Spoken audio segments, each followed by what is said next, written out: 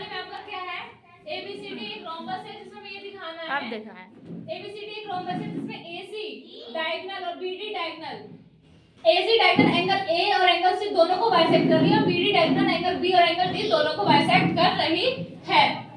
ठीक है, अब हम क्या करेंगे, इस बारे में हम ट्रायंगल ABCD ले लेंगे, ABC ले लेंगे। In triangle ABC, triangle ABC में हमें पता है ये वाली दोनों साइड क्या है, बराबर है। क्या है, AB हमारा BC के बराबर है, साइड ऑफ रोम्बस। किस कारण से, साइड ऑफ रोम्बस चारों साइड उसकी बराबर होती है, इस कारण से। उसके बाद क्या हो गया, हमें पता है जिसकी दोनों साइड बराबर, अपोजिट साइड बराबर होती है, उसका अपोजिट एंगल भी बराबर होता है। तो यहाँ पे मैंने क्या, इसका क्या लिखा था, इस वाले का, तो हमने एंगल 3 और इसको एंगल 4 मानेंगे। तो ये वाला हमारा एंगल 1 एंगल 2 के बराबर है, अपोजिट साइड्स और अपोजिट एंगल्स आर इक्वल। ये इक्वेशन फर्स्ट हो गया। और हमें पता है कि ये AC ट्रांसवर्सल लाइन है जिसका ये AB और CD दोनों की दोनों पैरेलल लाइन है, जिसके कारण एंगल 1 जो होगा एंगल 3 के बराबर हो जाएगा। एंगल 1 जो है एंगल 3 के बराबर हो जाएगा अल्टरनेट इंटीरियर एंगल से।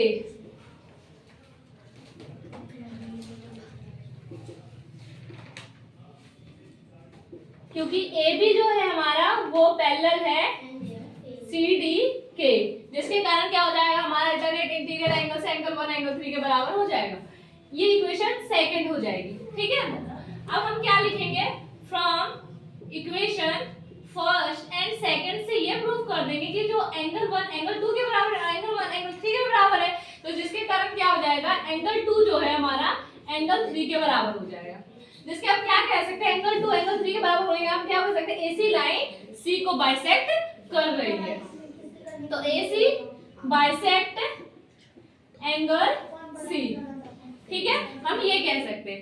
अब हम क्या ले लेंगे, इसी तरीके से हम अब ये ले लेंगे, एंगल 2 जो है एंगल 4 का बराबर होगा, हेंस एंगल 2 जो है हमारा एंगल 4 के बराबर है।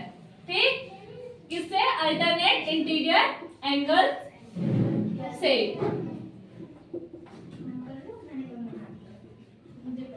क्योंकि हमारा ये वाली जो लाइन है BC AD के पैरेलल है।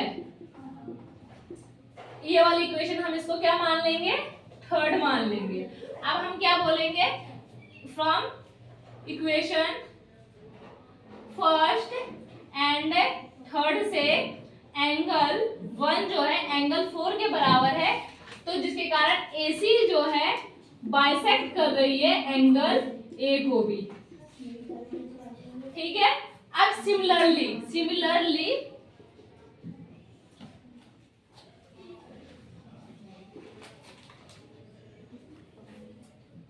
अब क्या ले लेंगे, ADC ट्रायंगल ले लेंगे। क्या ले लेंगे, क्या ले लेंगे, अब इस ट्रायंगल का भी नाम रख देते हैं, या वो भी नहीं लेना तो ये वाला ले लो।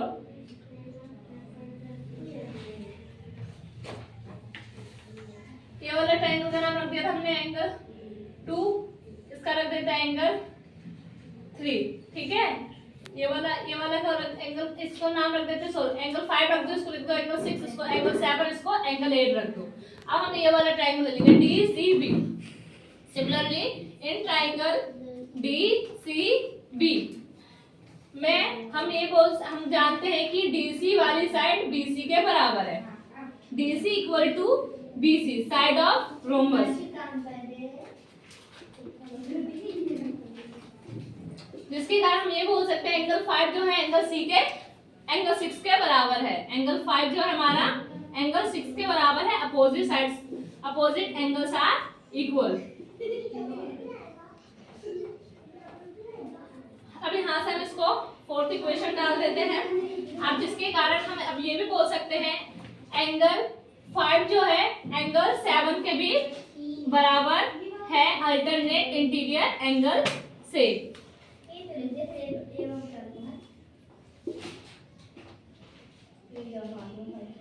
क्योंकि हमारा AD जो है BC के पैरेलल है। ये हमारा 5 इक्वेशन हो गया। अब हम from 5th and 6th equation से ये बोल सकते हैं एंगल 6 जो है हमारा एंगल 7 के बराबर है। ठीक है, तो एंगल 6 और एंगल 7 जब बराबर हो गए तो हम ये बोल सकते हैं BD जो है बाइसेक्ट कर रही है एंगल B को, बाइसेक्ट कर रही है एंगल B को। अब इसी तरीके से हम यहाँ से ये बोल सकते हैं अब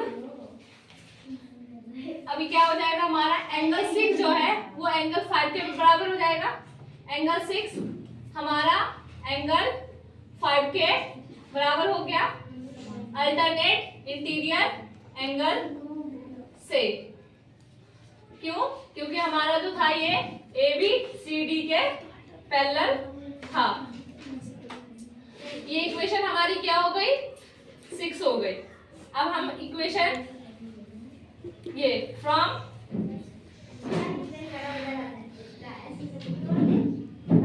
सॉरी 8 है ना, एंगल 6 8 के बराबर है। फ्रॉम इक्वेशन ये वाला 4 and 6 लेंगे जिसके कारण हम ये बोल सकते हैं एंगल 5 एंगल 6 के बराबर है, एंगल 6 एंगल 8 के बराबर है। तो एंगल 5 हमारा एंगल 8 के बराबर हो गया जिसके कारण हम ये बोल सकते हैं BD बाइसेक्ट कर रही है एंगल D को, हेंस प्रूफ।